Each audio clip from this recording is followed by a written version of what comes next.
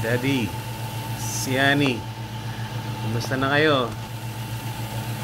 Oh, pagtiwala nyo kay Jesus ang inyong kalagayan.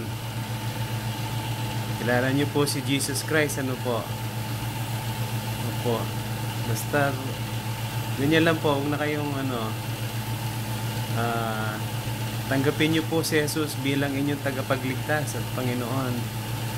Pagkatiwala nyo po ang inyong sarili sa Kanya.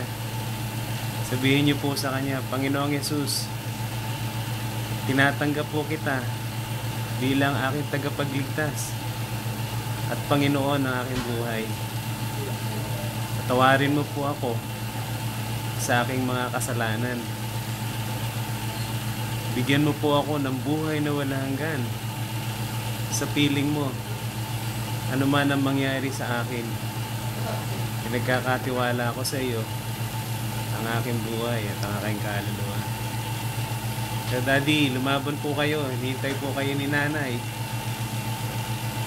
Magpagaling po kayo. Palakasin niyo po ang inyong loob. At pagtiwalaan niyo po si Jesus bilang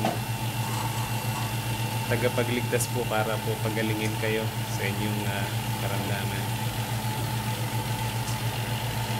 Nagda-dialysis na ba siya niya ngayon? Ilang oras ba alin? Ano po, ito po kasi yung peritoneal dialysis, every hour, nagpapalit tayo ng station. Hindi po siya yung hemodialysis na Hindi. 6 hours. Iba po siya. Ibang technique. Pero sa dugo din yan. Peritoneal. Ganun.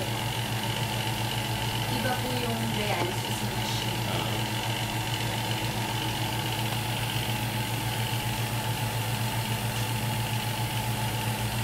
Daddy, pagpipray po namin kayo. Andiyan sila Meryl, si Micah. Pipray namin kayo.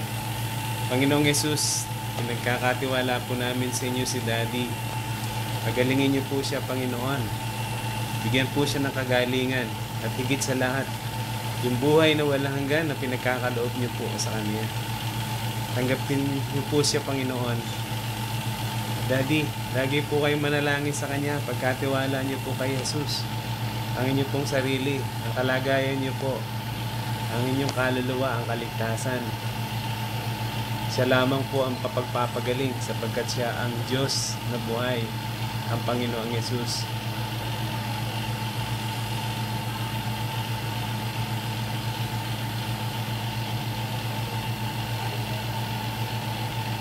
Aalis na po kami, Daddy, kasi hanggang alauna lang po. Si Ding aalis lang. Si Dennis baka dumating pamiyamya.